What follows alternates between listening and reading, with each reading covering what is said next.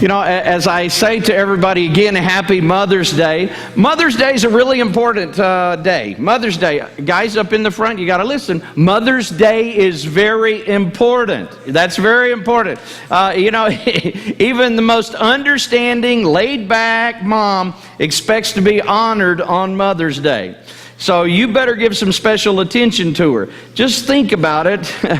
You know, when you think about why this woman has sacrificed her time, her energy, her body, her own desires, her personal interest, 364 days out of the year, she's helping you or helping others around her. She cleans the house, she prepares the meals, she washes the clothes, she runs a taxi service. And I've seen some of your moms all over town doing that type of thing. She oversees the family without much thanks all year round. She often feels taken advantage of. She sometimes thinks that, it's just expected of her. She tries not to feel sorry for herself, but sometimes she just does. And then one day out of the year is designated Mother's Day. And for a month or so, she's been seeing those ads on TV about flowers or about something, and she notices other moms getting special treatment. If you don't do anything, she's going to feel more unappreciated. She thinks, well, why bother? They don't even notice. I'm going to show you a picture of what it's like, what it'd be like if mom just sat down all the time. And and when I say this, Dad comes home from work and his eyes are bugging out, and she says, well, you asked me what I do all day, so today I decided not to do it. And I don't know, can you imagine what it'd be like if you had 4 or 5 kids and one husband and, they were all unsupervised at the same time? What it might look like after just 5 or 6 hours. Well, if you don't have some plans to show mom some appreciation, I'm just saying get busy. The day's still, it's not over yet. In the book of Exodus, one of the 10 commandments says, honor your father and mother so that you may live long in the land the Lord God is giving you. To honor means to value. To honor means to have respect. To honor means to pay tribute to. This begins when you're a child, and it continues until you die. You're not exempt from honoring your mother if she's not perfect. None of them are. If she gets on your nerves every now and then, because some of them, or most all of them do. But she lives, if she lives 500 miles away or 1,000 miles away, you're not exempt from being good to your mom. That's what the Scriptures teach us. That's His command. Now, the Lord Jesus Christ, God's one and only Son, when He came to this world, He had a mom. And He gives us 4 pictures that we're going to look at this morning. Let's look at this first picture. Now, the thought is obedience and maturity as a teenager. Maybe you remember this verse. And Jesus grew in wisdom and stature and in favor with God and man. It's Luke 2:52. Well, there's only one story about Jesus when He is a child, and He's 12 years old. And He goes with His parents to worship in Jerusalem. It's the time of the Passover. And if they took the normal route would be to go around Samaria. So it was about 100 miles, probably a 4-day journey, making about 25 miles a day. They probably, again, went with a group from their personal, or whatever, their local synagogue and went on this trip. Well, the church caravan is gone. They've celebrated the Passover, and now they're on the way back. Jesus, He's always proven Himself to be trustworthy and, responsible. Well, in this caravan of worshipers, Joseph thought Jesus was with Mom. And Mary thought Jesus was with Dad. At the end of the first day on going back home, they stop to set up camp and they discover Jesus is missing. The longer they search, the more panicked they become. Hundreds of thousands of people have been in Jerusalem, hundreds of thousands, and not everybody is good. And Mary had to be thinking, was he kidnapped? Was he injured? Is he hurt? Think about her prayers that night. What did she pray to the Lord that night? Lord, I lost your son. I don't know. What did she pray? What did Joseph pray that night? How concerned they might have been. God put me in charge of just one thing, and I've lost him.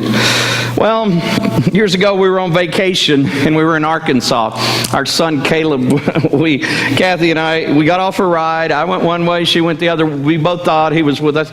And it was probably only 10 minutes. But for 10 minutes, we were looking around this place called Magic Springs. We were 300 miles from home, and I was panicked. Well, Jesus was lost for 3 days. It says, Luke 2, back to that chapter. After 3 days, they found him in the temple courts, sitting among the teachers, listening to them and asking them questions. Everyone who heard him was amazed at his understanding and his answers. When his parents saw him, they were astonished. His mother said to him, "Son, why have you treated us like this? Your father and I have been anxiously searching for you." Jesus replies, "Why were you searching for me? Didn't you know I had to be in my Father's house?" But they did not understand what he was saying to them. Then he went down to Nazareth with them and was obedient to them. But his mother treasured all these things in her heart. And then there's that verse 52. And Jesus grew in wisdom and stature and in favor with God and man. And so for the next 18 years, we really don't know any more than Luke 2:52. But they didn't understand that Jesus' deity was beginning to kick in. It says he went down, verse 51, to Nazareth with them, and he was obedient to them. They knew he was gifted. They knew he was the Son of God.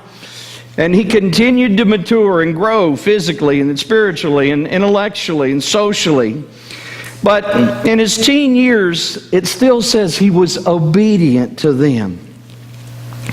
Elementary kids, y'all have stayed in here. I'm just saying to you, be obedient to him. Junior high kid, to her, be obedient to your parents, but be obedient to your mom. Junior high kids, be obedient to your mom. High schoolers, seniors, walk in the steps of Jesus and honor and respect your parents. Those are his things. That's what he does. And that's what he wants us to do.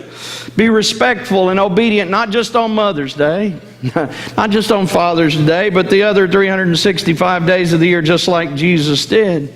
When mom says to you, put the computer game down, I need you to come and do something. Don't hesitate. If she says, I want you to turn the music down, don't complain as you do it and then just barely turn it down. Could you give me a hand setting the table? Wait till the next commercial. I'll be in, Mom. Just jump up and go do it. If she says, don't drive over the speed limit, make sure you come home. Be obedient to what she says. Let's avoid this type of picture, I guess, as a teenager. Let's avoid these frustrating moments with mom. In fact, what we want to do is be like Jesus and grow in maturity. Do the things without being asked. When you get ready for bed, throw your dirty clothes in the hamper. When you're going to be late, call home and tell mom about what's going on. When you get up from the table, go ahead and take your dishes and put your dishes away without being asked. When you throw a candy wrapper towards the trash can and you miss it, get up and go put it in the trash can. Don't think, well, mom will get that later. You honor your mother by making her workload easier. Let me say that again. You honor your mother by making her workload easier. Teenage years are usually the most difficult for mom. You as a teenager are asserting your independence and you're struggling for control. Disobedience is a little easier because she's not always there watching. It's easier maybe to lie to her. She'll never know. Someone said that adolescence is nature's way of preparing parents to get the nest empty. But you should obey. But when you obey your mom, you not only bring honor to her, but you bring honor to your God. Remember this verse in Ephesians, children, obey your parents in the Lord, for this is right. Honor your father and mother, which is the first commandment with a promise, so that it may go well with you and that you may enjoy a long life on the earth.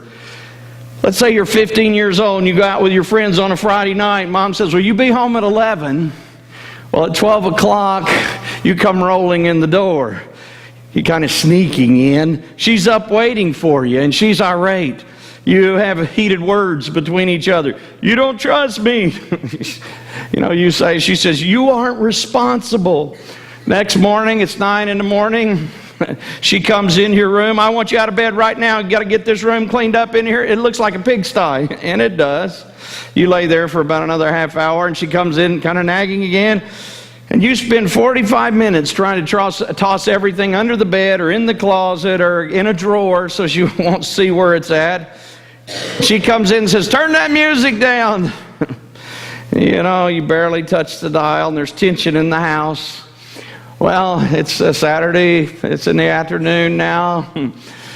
It's getting close to supper time. You come in and say, Mom, some of the kids are going over to Peaburg tonight, and I'd like to go, but I need $25. All of a sudden, your mom explodes. You came in late last night. You pouted around all day long. You don't do what I ask when I ask you. Your cleaning job was like that of a 4-year-old. You think I'm absolutely stupid or crazy, she asked. Now, just think how much easier life would go if it's Friday night. She told you to be home at 11. You decide to come home at 10. She said, what was the matter? Not having a good time? No, I just wanted to come home a little early. I know you and Dad watch the news at 10 o'clock. I thought I'd just sit and watch the news with you guys tonight. Well, next morning you get up and you start cleaning your room without being asked. You put on some Christian music. I don't know what you put on. David Crowder Band, Third Day, whatever is the latest stuff that you like to listen to. And so you're listening to Christian music, not too loud. About supper time, you walk in and say to Mom, I'm wanting to go with the guys over to Peaburg watch a movie, but I don't have any money. I think they're going to eat, and I think it'll take about $25. But if you'd rather say, no, it's okay. She says, no, son or daughter, I want you to go. Stay as late as you want tonight. I'm going to give you $50. You just go have a lot of fun. Now you're saying, Larry, you're exaggerating. That's not real. Well, I'm just saying it could end up being a whole lot better if you just act like Jesus and a whole lot mature. Well, here's another thing. Respect and compliance as a young adult. These are what we see pictures of Jesus. He shows respect and compliance as a young adult. First picture, he was 12 years old. Second picture, Jesus is 30 years old. It's been 18 years, and he's grown in wisdom and stature and in favor with God and man. And Jesus went through the same changes just like we do as we're growing up.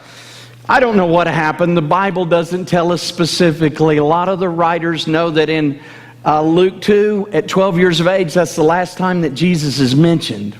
We don't know at what age, but probably at some point in Joseph's late teen years or something like that. Joseph probably died, and he had taught Jesus about the carpenter shop. And Jesus, one thing we know is that he understood loss, probably because of the grief from Joseph's loss. But Jesus also takes the carpenter shop, and he probably teaches his 4 brothers some of the same things that Joseph had taught him. But at age 30, he turns over the carpenter tools to his brother, and he begins his ministry. Jesus is baptized, and his cousin John does it. And a few days after his baptism, there's all these temptations that occur. But after his time in the desert, he goes back, and there's a family wedding. And in this family wedding, they run short of refreshments. It says in John 2:3, when the wine was gone, Jesus' mother said to him, they have no more wine. Now, sometimes your mom is going to say something, and it's not an announcement. It's a request. My mom has said to me, Larry, your brother's going on a mission trip and he's a little short on money. You know what she's saying? Get some money out of your pocket and help your brother, or something like that. I know that. And so what I'm saying is, Mary's not just informing Jesus of the facts. She's making a request. Now he answers back, and I actually put this is out of the New International Version, but some versions take this word dear. It's not in the New International Version, so that word shouldn't be there, but I put it in. Dear woman, why have you involved me? Jesus replied, my hour has not yet come. Leon Morris in the New International Commentary says, woman, that sounds like a cold thing. And in the Greek language, it's different than English, and it's not a cold thing. When he would say woman, it would still be a sign of respect or affection. But Mary is thinking that her intimate relationship, mother-son, was persisting. And Jesus has switched gears. He's not just Mary's son. He is now the Son of Man. He is now the Son of God. He's now the Lamb of the God who's going to take away the sins of the world. And the reality of his real earthly mission is beginning to kick in. And he affirms his independence from his mom. He's not bound by her wishes anymore. Her agenda is not always his agenda. My hour has not yet come. And then in verse 5 it goes on to say, his mother said to the servants, do whatever he tells you. Basically, she's saying, he can do anything. I have total confidence in him. He can take care of it. Just do what he says. And then Jesus responded with his first miracle by turning the water into wine. Now, there may be times when you feel like your mother is interfering with your adult life. Maybe she says, you ought to get another job. You're eating out again? Why don't you move back here? It's about time you have children, don't you think? You can't wait until you can afford them or you never will. Why did you spend so much for a house? You don't think she should don't you think she should have a sweater on, that little girl? Don't you think she ought to have a sweater on? Don't make her eat that. I've seen those babies eating things I wouldn't touch. You know what I'm saying? But anyway, that happens. And it's not just in your 20s. Sometimes it continues on through your adult life. But no matter how old a mother is, someone has said this, no matter how old a mother is, she still watches for improvement in her middle-aged children. She's hoping they'll do a little bit better. Sometimes it's your mother's fault. She is domineering, and maybe you have to be a little bit more mature to ignore the things that she's saying. Sometimes she's probably right, and it may be your fault. Maybe you need to have the courage, though. Maybe you need to have the courage to say, no, Mom, we're not going to be here every Christmas. Now that we got married, it's going to be 1 year over at the gardener's house, and the next year we'll go to the Kramer's house, and we're going to balance this thing out a little bit. You understand what I'm saying? I don't know. Think though how much in the last 20 years maybe you've learned, and lots of times moms are pretty sharp and pretty wise. If you have a godly mother who refuses to quit on you, you should be grateful. Do you hear me? If you have a godly mother that expects you to follow the Lord and refuses to quit on you, you should be grateful. Let me go to my third point. Third picture of Jesus and Mom. Patience and tolerance when your mother is wrong. Now this is a time when it's for sure that she's wrong. It's Mark chapter 3 verses 20 and 21. The whole picture is kind of completely wrong. It says, then Jesus entered a house, and again a crowd gathered so that he and his disciples were not even able to eat. Like it's mealtime, and Jesus hadn't even got any food. I'd bother his mother, I'm telling you. And it says, when his family heard about this, they went to take charge of him, for they said, he's out of his mind. Mom's in this, mom's included in this.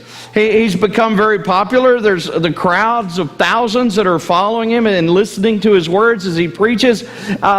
You read later that his brothers didn't believe he was the Messiah until after the resurrection. Someday someone may say about maybe some of our seniors, I wiped his nose when he was just 5 years old. You know, he's the principal. He was not even that great of a student when he was in school. He's running for the governor. He didn't even win the student council race for president. You know, when Jesus went back to his hometown, they said, isn't this the carpenter's son? Isn't his mother named Mary? Aren't his brothers named James and Joseph and Simon and Judas? Aren't all his sisters with us? Well, Jesus' brothers and family went in with mom to get him. Out of the Message translation, same verses say, Jesus came home, as usual, and a crowd gathered, so many making demands on him that there wasn't even time to eat.